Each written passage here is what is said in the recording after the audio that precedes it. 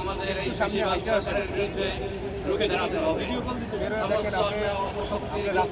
হাতের বাম পাশে দেখেন অনেকগুলো লোক দাঁড়ানো, আমরা অন্য কি হয়েছে দাঁড়ায় রয়েছি, সেটা বক্তব্য রাখতে মিথ্যা মামলা চলছে, তারা করে হাজিরা দিতেছে, অথচ জামিন হচ্ছে না। আমি অনুরোধ করব কেন্দ্রীয় কমিটির আমাদের শ্রদ্ধেয় নেতা ভাইদের কাছে তাদের অতি সত্তর মিথ্যা মামলাগুলো প্রত্যাহারের ব্যবস্থা করে তাদেরকে রাজনৈতিকভাবে তাদের সুফল সুবিধা ভোগ করার সুযোগ করে দেওয়ার জন্য আজকে আমরা এখানে উপস্থিত হয়েছি।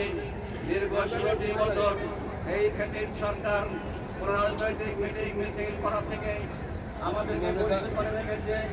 সাধারণ রাজপথেও নামতে দেয়নি, মিটিং মিছিল অংশগ্রহণ করতে দেয়নি, মিথ্যা মামলা দিয়ে বাড়ি ছাড়া করেছে।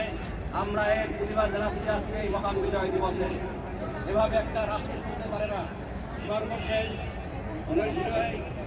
2024 সালের 5ই আগস্ট এই ফ্যাসিবাদী সরকার জনরোষের দেশ ছেড়ে পালিয়েছে।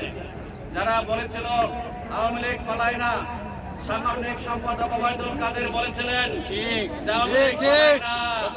আওয়ামী লীগ আজকে কারা পালিয়েছে দেশের মানুষ দেখছে, সারা বিশ্ব দেখছে। আমরা নিন্দা জানাই যারা আজকে দেশের মানুষকে অরক্ষিত অবস্থায় রেখে চলে গেছেন। কাজেই এই আওয়ামী লীগের এই দেশে আর ঠাঁই হবে না, তারা এই দেশে দাঁড়াতে পারবে না। এদেশের মানুষের রক্তে শিরা উপশিরায় বিএনপি এবং আমাদের তারেক রহমান, শহীদ রাষ্ট্রপতি জিয়াউর রহমান আদর্শে আমরা আদর্শিত হয়ে আজ আমরা রাস্তায় থাকবো এবং সকল অন্যায়ের অপরাধের রুখে দাঁড়াবো ইনশাআল্লাহ। আজকে আমি বক্তব্য দিতে পারবো না। আমার জাতীয় নেতৃবৃন্দ এবং ঢাকা মহানগর উত্তরের সকল নেতৃবৃন্দ যারা আমার সাথে এসেছেন, আমার সাধারণ সম্পাদক আমার প্রোগ্রাম আমার সাথে এসেছেন, ঢাকা মহানগর থেকে আমার সঙ্গে আমাদের ভাইরা আমার সাথে এসেছেন, সবাইকে আন্তরিক ধন্যবাদ জানাচ্ছি এবং আরো বেগবানভাবে এই আশাবাদ ব্যক্ত হয়েছে।